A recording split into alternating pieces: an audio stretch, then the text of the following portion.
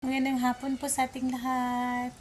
Magandang araw sa ating lahat mga kapatid. Ako po ang inyong Sister Rita. Magsasabi po magandang gabi at maligayang pagsalubong sa bagong taon na darating at lagi po nating ipanalangin na ang taon natin ay magiging maganda. Hindi lang sa ating pamilya, kundi sa ating mundo, sa ating bansa, lalo na panatilihin nating maging kalmado.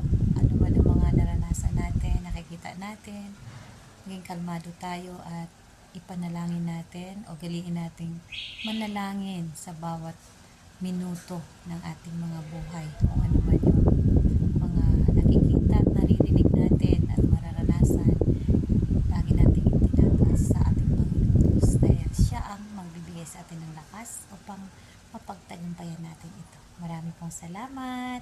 Sana po ay sama-sama nating salubungin ang bagong taon na may ngiti at saya sa ating mga puso. At huwag nating kalimutan na magpasalamat sa ating Panginoon Diyos. Amen. To God be the glory po. Ang papuri ay para sa ating Diyos na makapangyarihan lamang. Amen.